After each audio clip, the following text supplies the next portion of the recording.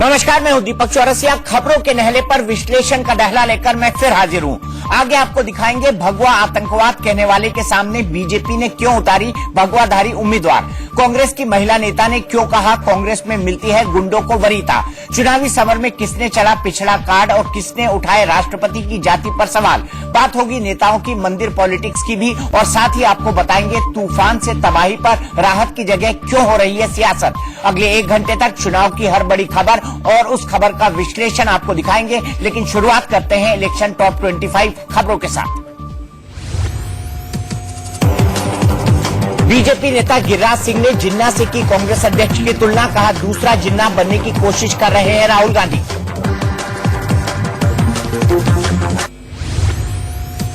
गिरिराज सिंह ने कहा राहुल गांधी के दूत बनकर पाकिस्तान जाते हैं सिद्धू, आतंकियों से मुलाकात का भी लगाया आरोप। जिग्नेश मेवानी ने पीएम मोदी और बीजेपी अध्यक्ष अमित शाह को दी चुनौती, कहा किसी भी कीमत पर दोनों को जीतने नहीं देंगे। जिग्नेश मेवानी ने कहा जितना भी पैसा खर्च कर ले मोदी और शाह जीत नहीं पाएंगे। मेवानी ने बनासकांठा में चुनाव प्रचार के दौरान दिया बयान। स्वामी रामदेव ने बिना नाम लिए विपक्ष पर साधा निशाना, कहा मोदी को फिर से पीएम बनने से रोकने के लिए देश में एंटी नेशनल सक्रिय। रामदेव ने जोधपुर में दिया बड़ा बयान, कहा मोदी के खिलाफ कई ईसाई और मुस्लिम देश करोड़ों की कर रहे हैं फंडिंग। विवादित बयान पर जम्मू कश्मीर के पूर्व सीएम उमर अब्दुल्ला की बड़ी मुश्किलें, बीजेपी के एक नेता ने अलीगढ़ कोर्ट में दर्ज कराई शिकायत। उमर पर देशद्रोह और धार्मिक उन्माद फैलाने का लगाया आरोप, कोर्ट ने रजिस्टर किया केस। डीएसपी सुप्रीमो मायावती की बड़ी मुश्किलें, 30 हजारी कोर्ट में शिकायत दाखिल। भगवान राम से तुलना करने पर शिकायत दर्ज, मायावती ने कहा था राम की प्रतिमा सरकारी पैसों से लग सकती है तो उनकी क्यों नहीं। दिग्विजय सिंह के खिलाफ भोपाल से चुनाव लड़ेंगी प्रज्ञा ठाकुर, इंडिया न्यूज की खबर पर लगी मुहर। लोकसभा का टिकट मिलने के बाद बोली साध्वी प्रज्ञा ठाकुर, हम तैयार हैं, अब उसी काम में लग गई हूं। नमो टीवी पर चुनाव आयोग का फिर हंटर, मतदान से 48 घंटे पहले चुनाव प्रचार से जुड़े कोई रिकॉर्डेड प्रोग्राम नहीं दिखाने का निर्देश। पीएम मोदी पर बनी फिल्म पीएम नरेंद्र मोदी की दिल्ली में स्पेशल स्क्रीनिंग, इंडिया न्यूज की खबर पर लगी मुहर। अब पश्चिम बंगाल की सीएम ममता बनर्जी की बायोपिक पर विवाद, बीजेपी और सीपीएम ने फिल्म की रिलीज पर उठाए सवाल। ममता की बायोपिक बाघिनी को सेंसर बोर्ड से मिली मंजूरी, 3 मई को रिलीज होनी है फिल्म। बीजेपी अध्यक्ष अमित शाह ने ट्वीट के जरिए पश्चिम बंगाल की सीएम ममता बनर्जी पर बोला हमला, कहा बंगाल की जनता टीएमसी के खिलाफ करेगी वोट।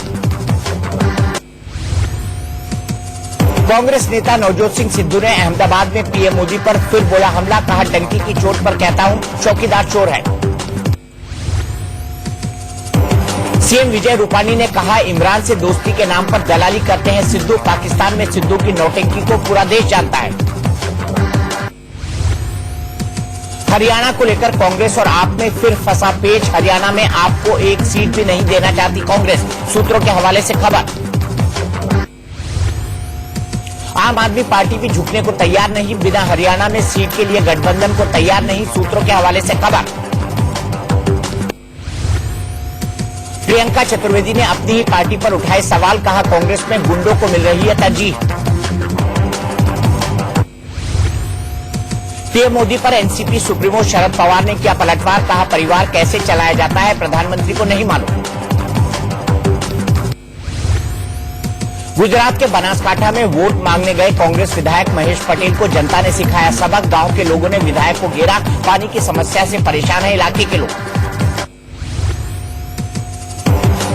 गुजरात के बनासकांठा में बीजेपी की रैली में पाटीदारों का हंगामा, कार्यकर्ताओं के साथ की झड़प, प्रदर्शनकारियों ने बीजेपी कार्यकर्ताओं से छीना माइक।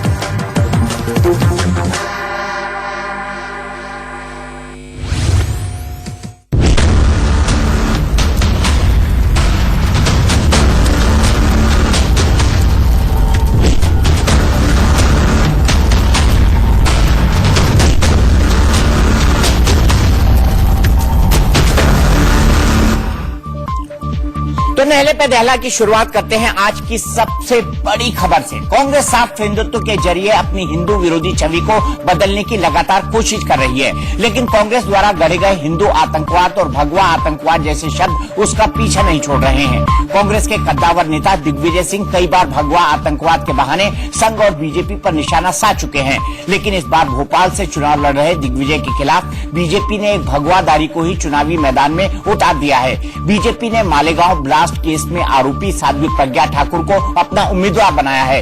करीब 70% हिंदू और करीब 26% मुस्लिम आबादी वाले भोपाल में अब मुकाबला टक्कर का हो गया है।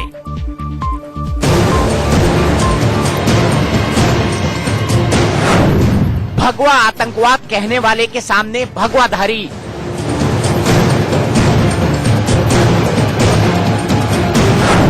भोपाल में दिग्विजय वर्सेस साध्वी प्रज्ञा ठाकुर। कभी भगवा आतंकवाद कहकर बीजेपी और संघ पर निशाना साधने वाले दिग्विजय सिंह के खिलाफ बीजेपी ने एक भगवाधारी को ही मैदान में उतार दिया है। भोपाल में कांग्रेस उम्मीदवार दिग्विजय के खिलाफ साध्वी प्रज्ञा ठाकुर ताल ठोकेंगी। मध्य प्रदेश के पूर्व सीएम शिवराज सिंह चौहान से मिलकर साध्वी प्रज्ञा ठाकुर ने जैसे ही बीजेपी की सदस्यता ली, थोड़ी देर बाद पार्टी ने उनके टिकट का ऐलान भी कर दिया। टिकट मिलने के बाद साध्वी प्रज्ञा का जोश हाई है। उन्होंने कह दिया कि अब युद्ध प्रारंभ हो चुका है। आज सभी का मन बहुत अच्छा था और हमारा मन बहुत अच्छा था और सब मिलकर के राष्ट्र के विरुद्ध जो षड्यंत्र कर रहे हैं, उनके विरुद्ध राष्ट्र धर्म के लिए हम लोग एक साथ मिलकर के कार्य करेंगे और ये धर्म युद्ध हम जीतेंगे, ये सुनिश्चित है। हिंदूवादी चेहरे के रूप में मशहूर हो चुकी साध्वी प्रज्ञा ठाकुर मालेगांव धमाके के बाद चर्चा में आई थी। 2008 में मालेगांव बम ब्लास्ट केस में साध्वी प्रज्ञा ठाकुर का नाम उछला था। इसके बाद 23 अक्टूबर 2008 को उन्हें गिरफ्तार कर लिया गया था। 25 अप्रैल 2017 को साध्वी प्रज्ञा को जमानत मिली। साध्वी प्रज्ञा मूल रूप से एमपी की रहने वाली हैं। वो लंबे समय तक आरएसएस, एबीवीपी और हिंदू जागरण मंच जैसे संगठनों से जुड़ी रही हैं। साध्वी प्रज्ञा को दिग्विजय के खिलाफ उतारकर बीजेपी ने ध्रुवीकरण की कोशिश की है। बीजेपी बार बार ये आरोप लगाती रहती है कि कांग्रेस ने हिंदू आतंकवाद शब्द को इजाद कर हिंदुओं का अपमान किया है। खुद पीएम मोदी भी हिंदू आतंकवाद पर कांग्रेस को घेर चुके हैं। इस देश के करोड़ों लोगों पर हिंदू आतंकवाद का दाग लगाने का प्रयास कांग्रेस ने ही किया है।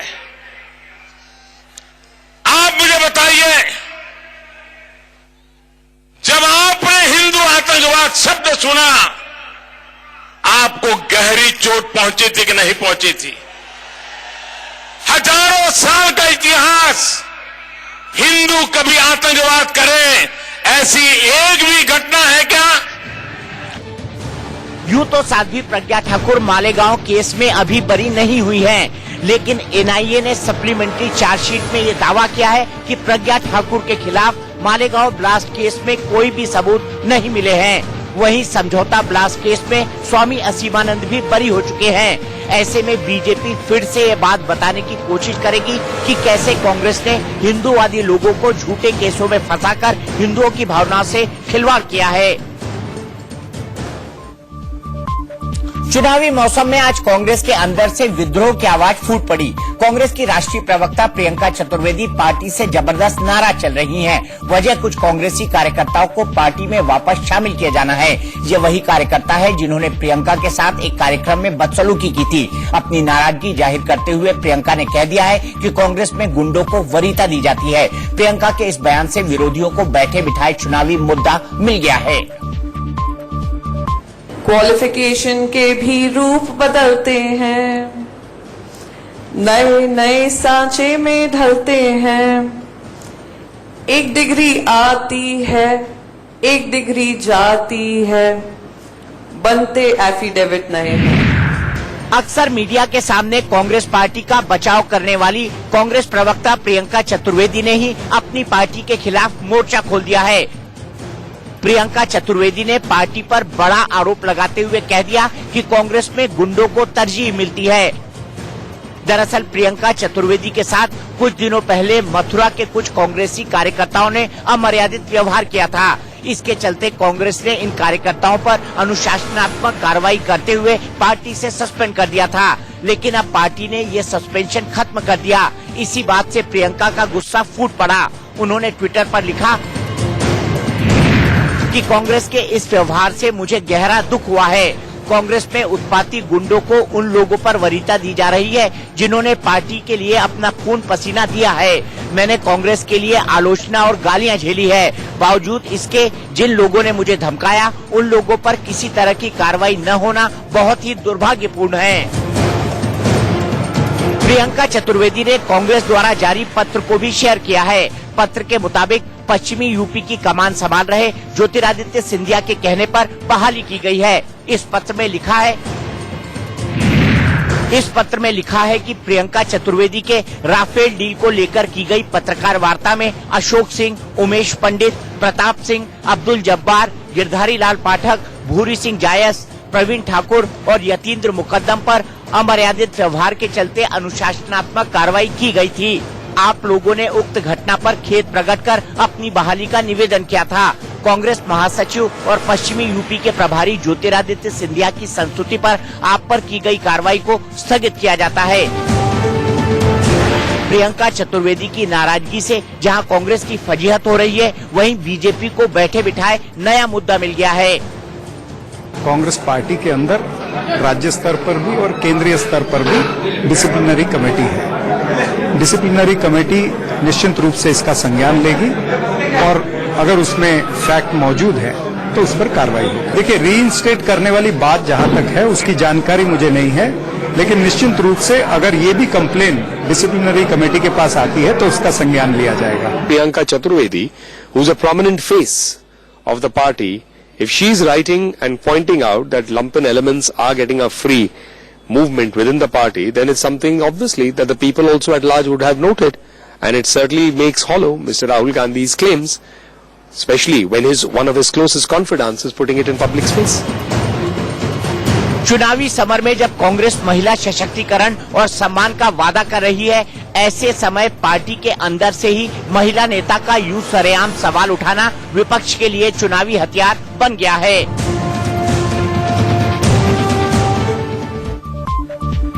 चुनाव में सियासी बढ़त हासिल करने के लिए धर्म और जाति का सुविधा अनुसार इस्तेमाल जारी है। कोई धर्म के नाम पर वोट मांग रहा है तो कोई जाति के आधार पर। इसी कड़ी में आज पीएम मोदी ने भी पिछड़ा कार्ड चल दिया है।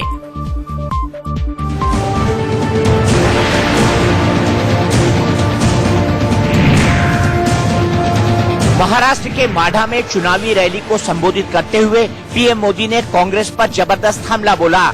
पीएम ने कहा कि मेरी जाति के कारण कांग्रेस मुझे गालियां दे रही है। अनेक बार कांग्रेस और उसके साथियों ने मेरी हैसियत बताने वाली, मेरी जाति बताने वाली गालियां देने में कोई कमी नहीं रखी है, लेकिन इस बार वो इससे भी आगे बढ़ गए हैं और पूरे पिछड़े समाज को ही चोर कहने लग गए हैं। पीएम मोदी का ये बयान राहुल गांधी के उस बयान पर पलटवार था जिसमें राहुल ने नीरव मोदी और ललित मोदी को चोर बताते हुए मोदी शब्द पर ज्यादा जोर दिया था। बीजेपी मोदी टाइटल को पकड़कर बैठ गई है। इसी कड़ी में पीएम मोदी ने राहुल के बयान को जाति से जोड़ दिया। मुझे गाली देते देते कांग्रेस के नामदार अब एक पूरे समाज को गाली देने में जुड़ गए हैं। नामदार ने पहले चौकीदारों को चोर कहा और जब चौकीदार सारे मैदान में आए और हर हिंदुस्तानी चौकीदार कहने लगा तो उनके मुंह पे ताला लग गया और अब मुंह छिपाते फिर रहे हैं। कह रहे हैं कि जिसका भी नाम मोदी है वो सारे चोर क्यों है। भाइयों बहनों, पिछड़ा होने की वजह से वो सारे चोर क्यों है। भाइयों बहनों, पिछड़ा होने की वजह से हम पिछड़ों को अनेक बार ऐसी परेशानियां झेलनी पड़ी है। दरअसल राहुल गांधी अक्सर चौकीदार को चोर बताते हुए भगोड़े कारोबारी नीरव मोदी और ललित मोदी के नाम गिनाते रहते हैं। नरेंद्र मोदी पैसा लेना चाहता है, नीरव मोदी को देना चाहता है, ललित मोदी को देना चाहता है। एक बात बताओ, इन सब चोरों के नाम मोदी मोदी मोदी कहते हैं। नीरव मोदी, ललित मोदी, नरेंद्र मोदी, ये सबके सब मोदी मोदी मोदी नाम।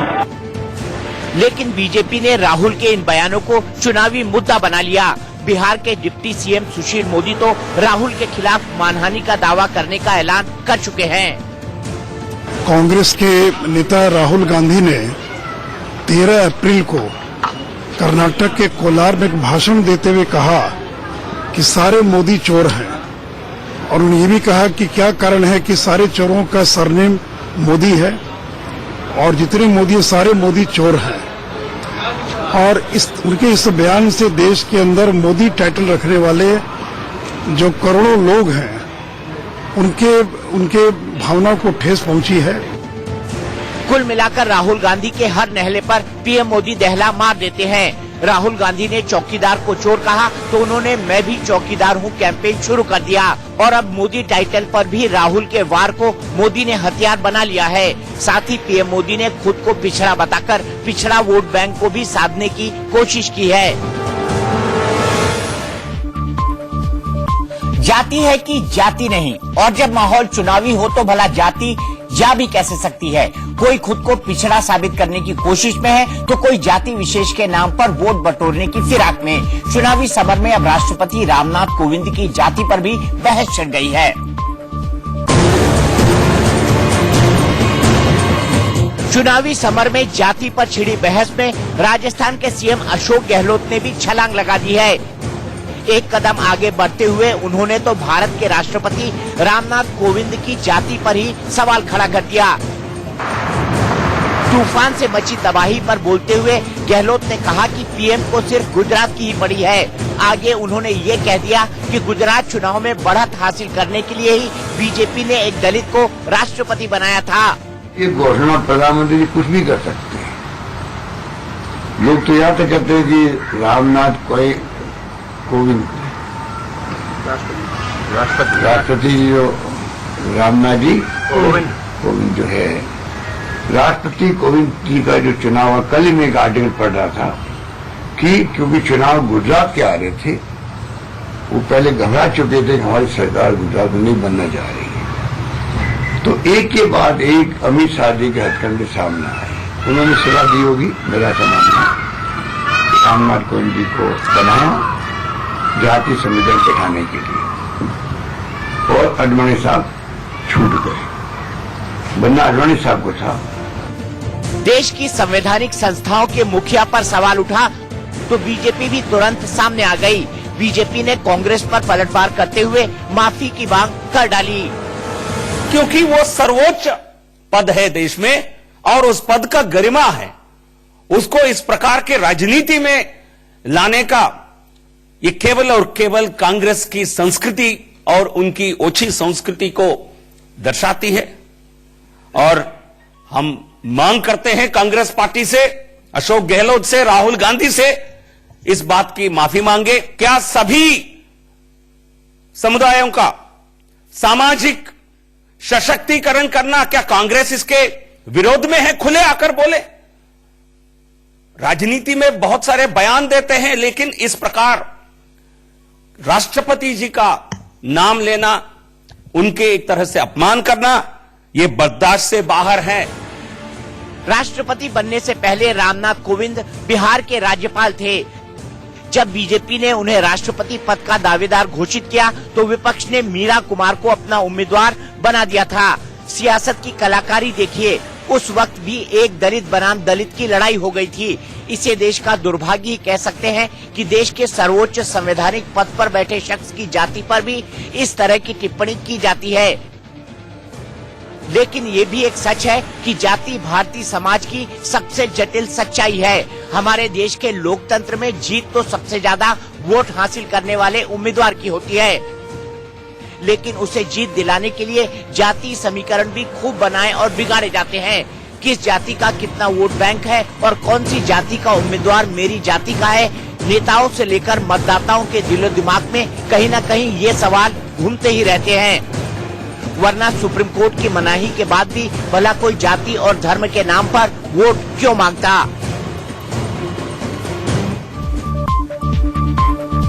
नहले पे दहला में फिलहाल एक बोला था, पीएम मोदी ने भी राहुल को हिंदू विरोधी साबित करने में कोई कसर नहीं छोड़ी थी, लेकिन राहुल ने आज सॉफ्ट हिंदुत्व के जरिए बीजेपी को जवाब देने की कोशिश की।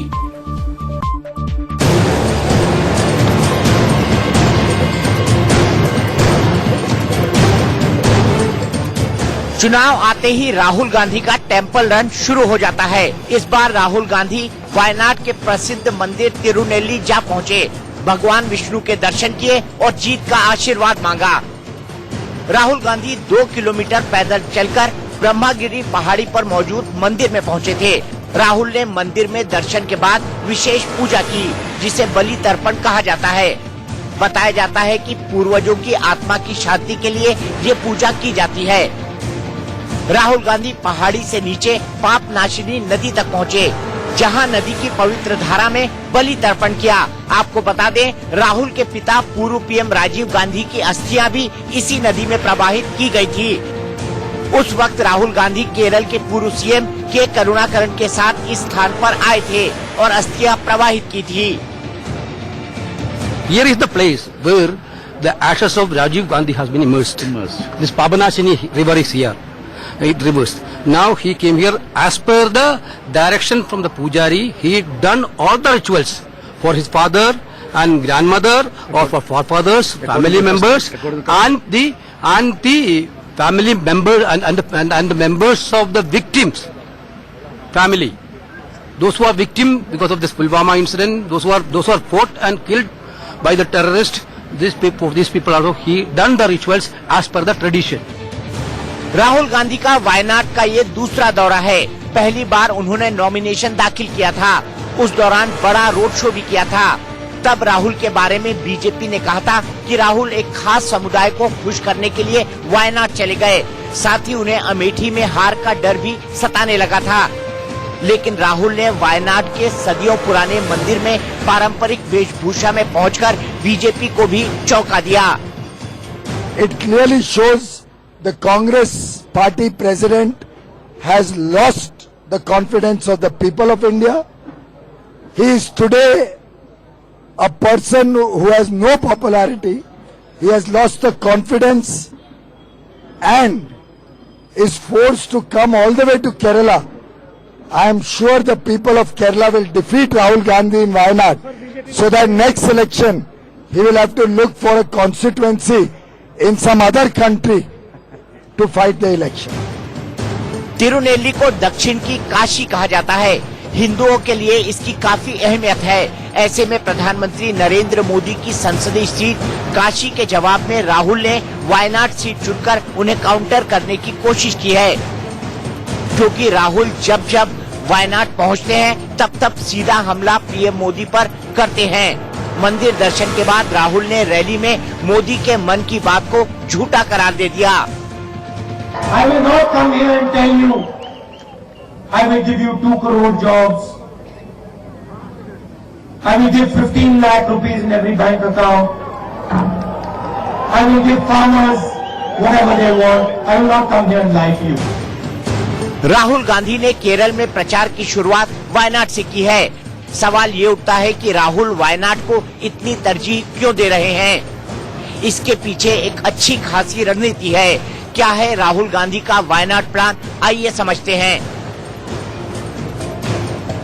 वायनाड की भौगोलिक स्थिति उसे काफी अहम बनाती है।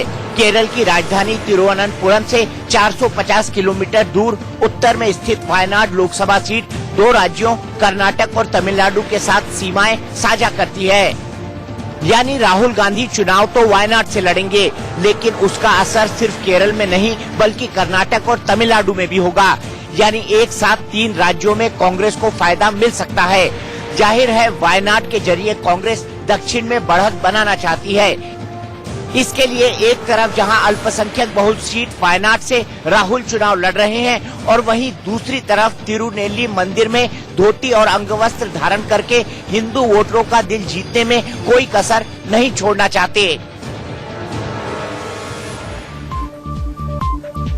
दक्षिण में राहुल मंदिर दर्शन कर रहे हैं और इधर उत्तर में योगी मंदिर मंदिर घूम रहे हैं। चुनाव आयोग के बैन के बीच योगी अयोध्या पहुंचे। लखनऊ की तरह अयोध्या में भी हनुमान चालीसा पाठ किया और संतों से जीत का आशीर्वाद दिया।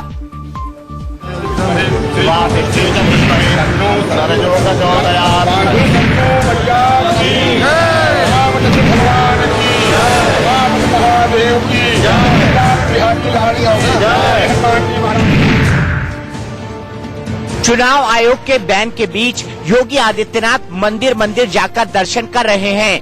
एक दिन पहले लखनऊ के हनुमान सेतु मंदिर गए थे और आज अयोध्या के हनुमान गढ़ी में जा पहुंचे। बजरंग बली से आशीर्वाद लेकर योगी दलित बस्ती में जा पहुंचे, जहां महावीर नाम के दलित के घर में भोजन किया। चुनाव के ऐलान के बाद योगी का अयोध्या में ये पहला दौरा है। हालांकि कहा जा रहा है कि ये योगी का निजी दौरा है, इसका चुनाव प्रचार से कोई लेना देना नहीं है। लेकिन जिस अंदाज में योगी अयोध्या में घूम रहे हैं, उस पर विपक्षी दलों ने सवाल उठाया है। उन्होंने पूछा है कि आखिर योगी को अयोध्या की याद अचानक कैसे आ गई। विपक्ष के सवालों के बीच योगी अयोध्या में संतों से मुलाकात करने भी पहुंचे। क्या चर्चा हुई इस बारे में नहीं बताया। संतों से मिलने के बाद योगी सुग्रीव किला पहुंचे और फिर सरयू घाट पर आरती में शामिल हुए, जिसके बाद बलरामपुर जिले में मौजूद शक्तिपीठ देवी पाटन के लिए निकल गए। इस बीच बीजेपी के नेता ये बताने में जुटे रहे कि बैन के दौरान मंदिर जाना चुनाव प्रचार नहीं है। ये आस्था है कि बजरंगबली हमें देंगे, तो वो गए हैं मांगने के लिए और वहां से उनको मिलता है। तो इसलिए ये इस पर प्रश्न उठाना, मुझे लगता है विपक्ष के पास कोई इशू ही नहीं बचा है, वो सिर्फ यही चीजों पर उठाना, क्योंकि उन्होंने कभी आस्था वास्ता को माना नहीं है। उनकी कोई आस्था किसी चीज में है नहीं, क्योंकि उन्होंने तो निजी स्वार्थों वाले लोग हैं। तो जो निजी स्वार्थों के लोग होते हैं उन्हें आस्था से क्या लेना। अयोध्या पहुंचने से पहले योगी से भोजपुरी एक्टर रवि किशन ने मुलाकात की। रवि किशन को गोरखपुर सीट से बीजेपी के टिकट पर चुनावी मैदान में उतारा गया है। रवि किशन ने योगी से आशीर्वाद दिया और बजरंगबली वाले बयान पर योगी की तरफदारी करते हुए कहा कि योगी एक संत हैं, वो अगर बजरंगबली का नाम लेते हैं तो इसमें गलत क्या है। अभद्र बातें। हमारे मुख्यमंत्री जी तो भगवान का नाम लिए तो बाबा हैं, तो बजरंगबली का नाम रोज लेते हैं, लेकिन सब लोग अब ये गलत है। बाकी लोग तो हमारे महिला के कितना अभद्र बात कर रहे हैं नारी सम्मान पे। हमारी इंडस्ट्री की सीनियर है जयप्रदा जी। योगी ने न सिर्फ मंदिर दर्शन किए बल्कि अयोध्या पहुंचने से पहले दिव्यांगों से मुलाकात की, उनसे भजन सुने। ट्रिपल तलाक की पीड़ित महिलाओं का दर्द सुना। इतना सब कुछ योगी चुनाव आयोग के बैन के बीच कर रहे थे। ट्रिपल तलाक की पीड़ित महिलाओं का दर्द सुना। इतना सब कुछ योगी चुनाव आयोग के बैन के बीच कर रहे थे। अगर गौर किया जाए तो योगी ने बैन के दौरान उन सारे मुद्दों पर ध्यान खींचा जो चुनाव में काफी बड़ा रोल अदा करते हैं। हनुमान से लेकर राम की अयोध्या तक, दलितों से लेकर ट्रिपल तलाक तक योगी जा पहुंचे। फिर भी कहा जा रहा है कि योगी ने प्रचार नहीं किया। पीएम मोदी 26 अप्रैल को दूसरी बार वाराणसी से नामांकन दाखिल करेंगे। बीजेपी ने नॉमिनेशन से पहले एक बड़े रोड शो की तैयारी की है। दावा किया जा रहा है कि इस बार पीएम मोदी की जीत पहले से भी बड़ी होगी।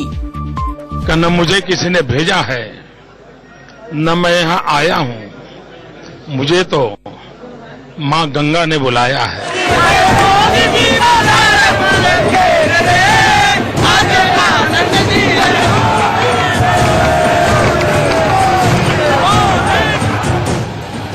ये 5 साल पुरानी तस्वीरें हैं जब पीएम ने साल 2014 में वाराणसी से नामांकन दाखिल किया था। कुछ इसी तरह का नजारा वाराणसी में फिर से दिख सकता है, क्योंकि मोदी 26 अप्रैल को नामांकन दाखिल करने वाराणसी पहुंचेंगे। नामांकन से एक दिन पहले पंडित मदन मोहन मालवीय की प्रतिमा पर माल्यार्पण करेंगे। उसके बाद लंका गेट से दशाश्वमेध घाट तक जाएंगे और गंगा आरती में शामिल होंगे। रूप से एक रोड शो अपने आप बन जाएगा, क्योंकि प्रधानमंत्री जी मालवीय जी की महामना मालवीय जी की मूर्ति से माल्यार्पण करके और दशाश्वमेध तक जाएंगे। तो वो पिछले बार भी आपको याद होगा कि प्रधानमंत्री जी आए थे और लंका से उनको रोड शो का परमिशन नहीं मिला था, लेकिन पूरी जनता उस दिन वो सड़क पर थी। आज तो प्रधानमंत्री जी का नामांकन का समय है। पिछली दफा मोदी को वाराणसी में रोड शो की मंजूरी नहीं मिली थी, फिर भी सड़कों पर इतनी भीड़ इकट्ठा हो गई थी कि कुछ मिनटों का सफर 2 से ज्यादा घंटे में पूरा हुआ था। 25 अप्रैल को रोड शो के बाद 26 अप्रैल को पीएम मोदी पर्चा दाखिल करेंगे, जिससे पहले भगवान काशी विश्वनाथ का आशीर्वाद लेने पहुंचेंगे। जो रिस्पांस मिल रहा है, जो अपने पास लोग आ रहे हैं सुबह से शाम तक, जो कॉल्स आ रही हैं, वो ये बता रही हैं कि इस बार जनता आगे है। प्रधानमंत्री जी के रोड शो हो चाहे नामांकन हो, जनता आगे है, हम सब पीछे हैं। हम सब कभी कभी अपने को पिछड़ते हुए देखते हैं और देखते हैं कि वाराणसी की जनता, काशी की जनता मोदी जी द्वारा किए हुए विकास के एक बड़े कार्य के प्रति अपना एक संदेश देना चाहती है, अपना आभार व्यक्त करना चाहती है। वाराणसी में मोदी दूसरी बार पर्चा दाखिल करने जा रहे हैं। हालांकि पिछली दफा उन्होंने वाराणसी के अलावा वडोदरा से भी चुनाव लड़ा था, लेकिन इस बार मोदी सिर्फ वाराणसी से ही चुनावी मैदान में हैं, क्योंकि बीजेपी को जीत सुनिश्चित लगती है और जीत का अंतर भी पहले से कहीं ज्यादा होने का अनुमान लगाया जा रहा है, जिसके पीछे हवाला विकास कार्यों का दिया जा रहा है। ये अलग बात है कि इस बार काशी को क्योटो बनाने वाला जुमला बीजेपी नेताओं की जुबान से सुनने को नहीं मिल रहा। देश के आधा दर्जन राज्यों में आंधी तूफान ने भारी तबाही मचाई है। तूफान से अब तक करीब 50 लोगों की मौत हो गई है, जबकि सैकड़ों घायल हैं। अकेले राजस्थान में 24 लोगों से ज्यादा लोग काल के गाल में समा गए हैं।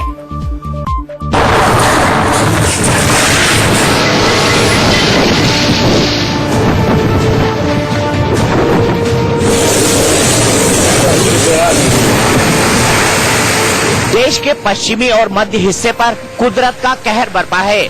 दिल्ली, गुजरात, पंजाब, राजस्थान, हरियाणा और मध्य प्रदेश में भारी नुकसान हुआ है, लेकिन सबसे ज्यादा तबाही एमपी, गुजरात और राजस्थान में दिखी। चश्मदीदों के मुताबिक ऐसा मंजर उन्होंने पहले नहीं देखा था।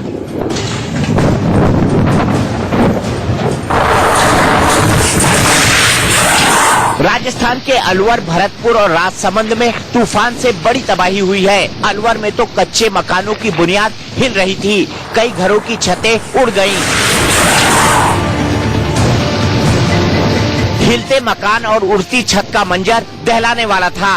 बदहवास लोग घरों से बाहर निकलकर भाग रहे थे।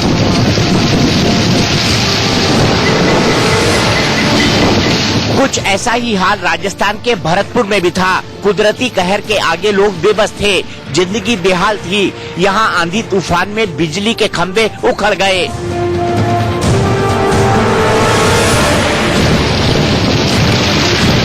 भरतपुर में जब आसमानी तांडव चल रहा था, उस दौरान जो लोग सड़कों पर मौजूद थे वो खौफ में थे। हालांकि वो कार के अंदर थे, लेकिन बाहर हवाओं का ऐसा शोर था कि लोग चीख रहे थे। बाइक और स्कूटी से चलने वालों की हालत तो और बदतर थी। स्कूटी और बाइक जैसी छोटी गाड़ियां तो लग रहा था कि उड़ जाएंगी। सड़कों पर हर तरफ धूल का गुबार था।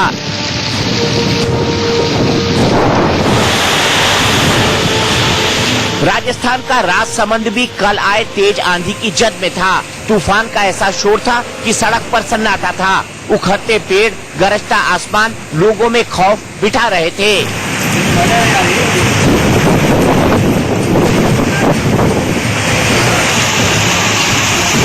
राजस्थान के अलावा मध्य प्रदेश में भी तबाही दिखी। एमपी में अब तक 17 लोगों की मौत हो गई है। कुदरत का कहर सिर्फ जिंदगी पर नहीं टूटा है, गोदामों में रखा अनाज बारिश में भीग गया है।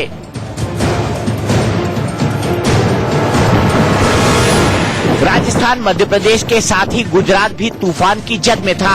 यहाँ आंधी तूफान से 9 से ज्यादा लोग जिंदगी गंवा चुके हैं। गुजरात के साबरकांठा में जहाँ पीएम मोदी की रैली होनी थी, वहाँ रैली की तैयारियों के दौरान ही टेंट उड़ने लगे।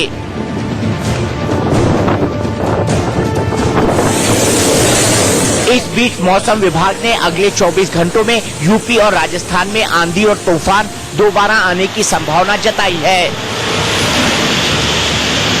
नॉर्दर्न पार्ट ऑफ ओडिशा, इसमें हम 24 घंटे के अंदर एक्सपेक्ट कर रहे हैं। इसके साथ साथ जो जे.एंड.के उत्तराखंड एरिया है और नॉर्दर्न पार्ट ऑफ हरियाणा है, नॉर्दर्न पार्ट ऑफ पंजाब है, वहाँ भी 24 आवर्स के लिए रेन और थंडरस्टॉर्म एक्सपेक्ट कर रहे हैं। आइसोलेटेड प्लेसेस में हेलस्टॉर्म भी हो सकता है, गॉस्टिनेस भी विंड में हो सकता है। सरकार ने भी आंधी तूफान की चपेट में आए लोगों को मुआवजे का मरहम लगाया है। प्रधानमंत्री मोदी ने बारिश और तूफान में मारे गए लोगों के परिजनों को प्रधानमंत्री राष्ट्रीय राहत कोष से 2-2 लाख रुपए मुआवजे की घोषणा की है।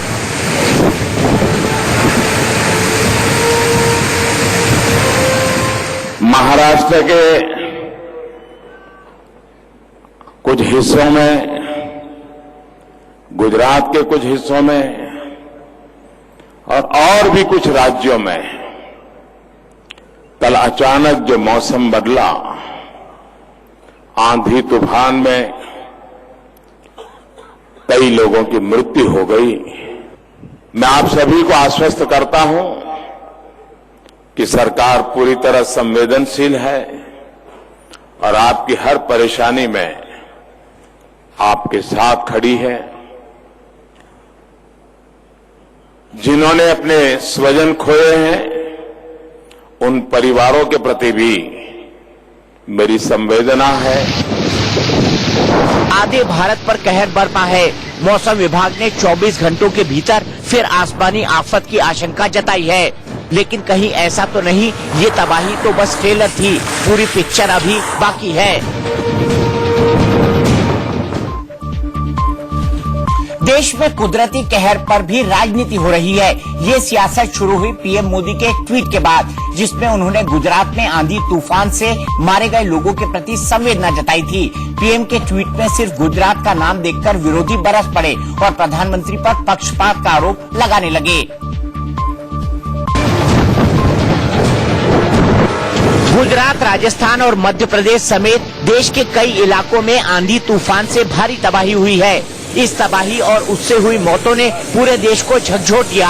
हर किसी ने पीड़ितों के साथ संवेदना जताई। प्रधानमंत्री मोदी ने भी ऐसा ही किया। प्रधानमंत्री ने अपने ट्विटर हैंडल पर लिखा कि गुजरात के कई हिस्सों में आंधी, बारिश और तूफान की वजह से हुए नुकसान से काफी आहत हूँ। पीड़ितों के परिवारों के साथ मेरी संवेदनाएं हैं। प्रधानमंत्री ने पीड़ितों के प्रति संवेदना जताई, दुख जताया। यहाँ तक तो सब ठीक था, लेकिन पीएम से ट्वीट में एक चूक हो गई। पीएम के ट्वीट में राजस्थान, मध्य प्रदेश, दिल्ली और हरियाणा का नाम नहीं था। सिर्फ गुजरात के लोगों के लिए पीएम की संवेदना ने विरोधियों को हमले का हथियार थमा दिया। कांग्रेस शासित राज्यों के मुख्यमंत्रियों कमलनाथ और अशोक गहलोत ने पीएम की गलती को हाथों हाथ लपका और उन पर देश के दूसरे हिस्सों की अनदेखी का आरोप लगाया। प्रधानमंत्री के ट्वीट के बाद सबसे पहला वार मध्य प्रदेश के मुख्यमंत्री कमलनाथ ने किया। उन्होंने ट्वीट किया कि नरेंद्र मोदी जी आज सिर्फ गुजरात नहीं बल्कि पूरे देश के प्रधानमंत्री हैं। एमपी में भी बेमौसम बारिश और तूफान से कई लोगों की मौतें हुई हैं, लेकिन आपकी संवेदनाएं सिर्फ गुजरात तक सीमित हैं। भले यहाँ आपकी पार्टी की सरकार नहीं है, लेकिन लोग यहाँ भी बसते हैं। प्रधानमंत्री पर राजस्थान के मुख्यमंत्री अशोक गहलोत ने भी सूबे की अनदेखी का आरोप लगाया। गहलोत ने लिखा कि जब सिरोही में बाढ़ आई थी, उस समय भी प्रधानमंत्री ने कुछ ऐसा ही किया था। वो गुजरात का हवाई सर्वे करके ही लौट गए थे। का रवैया मेरी तो समझ में आया नहीं 5 साल में। अगर बाढ़ बहुत भयंकर आई थी गुजरात के अंदर, राजस्थान के जालोर जिले के अंदर भी, शिवरी के पार्ट के अंदर भी, प्रधानमंत्री का हेलीकॉप्टर घूमता है, उड़ता है, गुजरात की सीमा तक जाता है। ये पहला मैंने देखा है कि इसमें आप भेदभाव करो। प्रधानमंत्री पर देश के दूसरे हिस्सों की अनदेखी के आरोप लग रहे थे। इस बीच उन्होंने अपने पिछले ट्वीट से करीब 1.5 घंटे बाद एक के बाद एक 2 ट्वीट किए। जिसमें दूसरे राज्यों के पीड़ितों के लिए मदद और संवेदना जताई, लेकिन तब तक देर हो गई थी क्योंकि ट्वीट पर सियासत शुरू हो चुकी थी।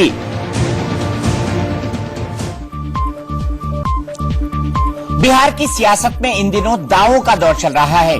लालू के परिवार ने दावा किया था कि गठबंधन तोड़ने के बाद नीतीश कुमार फिर से आरजेडी का साथ मांगने आए थे, लेकिन अब बीजेपी ने दावा कर दिया है कि चारा घोटाले में फंसे लालू यादव ने केंद्रीय वित्त मंत्री अरुण जेटली से मदद मांगी थी और दांव पर लगी थी नीतीश सरकार।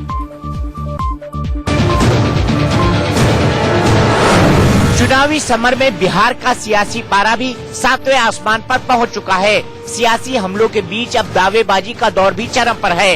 राबड़ी के दावे के जवाब में बीजेपी नया दावा लेकर सामने आ गई है। बिहार के डिप्टी सीएम सुशील मोदी ने मीडिया में दावा किया कि चारा घोटाले में फंसने के बाद आरजेडी अध्यक्ष लालू प्रसाद यादव ने वित्त मंत्री अरुण जेटली से मदद मांगी थी। बीजेपी के दावे के मुताबिक जब सीबीआई झारखंड हाईकोर्ट में चारा घोटाले में अलग अलग केस न चलाने के खिलाफ सुप्रीम कोर्ट गई थी, तब लालू ने जेटली से मदद मांगी थी कि सीबीआई सुप्रीम कोर्ट में अपील न करे। दावा तो ये भी है कि इसके बदले में लालू ने नीतीश सरकार को ही दांव पर लगा दिया था। सुप्रीम कोर्ट सीबीआई चली गई तो जो राष्ट्रीय जनता दल के जो सुप्रीमो हैं, इन्होंने पहले अपना दूत प्रेम गुप्ता को श्री अरुण जेटली के पास भेजा और अरुण जेटली को यह मैसेज दिया उन्होंने लालू जी के बिहाफ में कि मैं आया हूं और आप इसे मदद कीजिए। पहले तो कि अपील में न जाए सीबीआई, पहले तो यही प्रयास होता रहा कि सीबीआई अपील में न जाए, और अगर अपील में चली भी जाती है तो उनके मामले का विरोध न करे। और उन्होंने ये कहा कि अगर आप इसे हमारी मदद कीजिएगा तो मैं 24 घंटे में नीतीश कुमार का इलाज कर दूंगा। आप हमारी मदद कीजिए इस मामले में, तो नीतीश कुमार को हम धूल चटा देंगे। लेकिन आरजेडी ने सुशील मोदी के दावों को नकार दिया है। आरजेडी कह रही है कि बीजेपी हार की बौखलाहट के कारण इस तरह के अनर्गल बयानबाजी कर रही है। ये लोग अब विधवा विलाप कर रहे हैं। ये कहीं कोई बात नहीं है, किसी तरह का तथ्य नहीं है, तथ्य से सारी बातें परे है। ये टोटल एनडीए अपने हार को स्वीकार कर रहा है और हार से बचने के लिए इस तरह का अनर्गल बयान दे रहा है और ये विधवा विलाप है एनडीए का। इससे ये साबित हो गया है जो एनडीए पूर्ण रूप से खत्म हो रहा है। लालू यादव को चारा घोटाले में जेल हो चुकी है। हाल ही में उनके खराब स्वास्थ्य के आधार पर जमानत की अर्जी सुप्रीम कोर्ट ने खारिज कर दी थी, लेकिन उन्होंने जेल से ही चिट्ठी लिखकर बिहार वासियों को चुनावी संदेश दे दिया था। लालू के लाल तेजस्वी यादव बिहार में मोर्चा संभाले हुए हैं, जबकि बीजेपी और जेडीयू साथ मिलकर महागठबंधन को रोकने की कोशिश में है। सियासी उठापटक के बीच आरोप और प्रत्यारोप का खेल नया नहीं है, लेकिन ये भी सच है कि सियासत में पर्दे के पीछे क्या खेल चलता है ये जनता को कहां पता लगता है। कांग्रेस नेता नवजोत सिंह सिद्धू ने मुसलमानों से कांग्रेस को वोट देने की अपील की तो बीजेपी भड़क उठी थी। सिद्धू के खिलाफ केस दर्ज हो चुका है, लेकिन बीजेपी इतने भर से संतुष्ट नहीं है। बीजेपी के फायर ब्रांड नेता और बेगूसराय से उम्मीदवार गिरिराज सिंह ने आज सिद्धू के बयान को आधार बनाते हुए राहुल गांधी पर जबरदस्त हमला बोला है। गिरिराज ने ये तक कह दिया कि राहुल गांधी जिन्ना का एजेंडा चला रहे हैं। विपक्ष की मानसिकता क्या है? विपक्ष ये चाहता है कि वोटोक्रेसी के लिए मुसलमान एकजुट हों और सिद्धू के बयान में जो कहा कि इतने परसेंट मुस्लिम हैं, ये साफ जाहिर होता है कि राहुल गांधी जिन्ना के एजेंडे पर काम कर रहे हैं। भारत की जनता इसे स्वीकारेगी नहीं अगर ये बात सोची समझी रणनीति के तहत राहुल गांधी देश को बांटने के लिए इस एजेंडे पर काम। बेगूसराय से सीपीआई प्रत्याशी कन्हैया कुमार अपने भाषणों से अक्सर सामने वाले की बोलती बंद कर देते हैं, लेकिन इस बार वो खुद फंस गए। बेगूसराय के एक गांव में प्रचार करने पहुंचे कन्हैया कुमार को गांव वालों ने घेर लिया और जेएनयू में लगे देशद्रोही नारों पर सवाल पूछने लगे।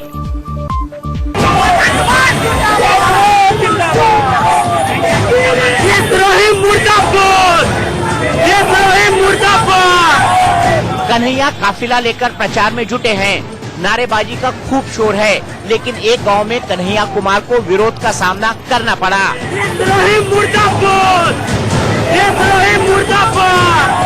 बेगूसराय के रमादीर गांव में जब कन्हैया कुमार अपने समर्थकों के साथ प्रचार कर रहे थे, तब कुछ लोग काफिले के सामने आ गए और कन्हैया कुमार से जेएनयू वाले नारे से जुड़े सवाल पूछने लगे।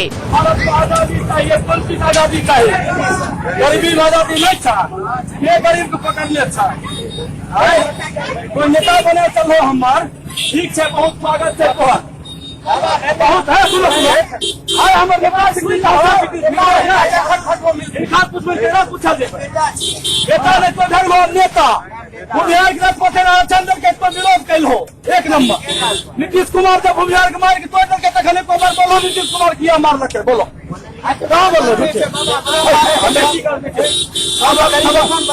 नहीं तो हमें सवाल देना जाओ हम तोरा वोट देवे तो प्रभावित होवे। कोई वोट नहीं लो जनता गिर जीतबो तभी मैन होतो।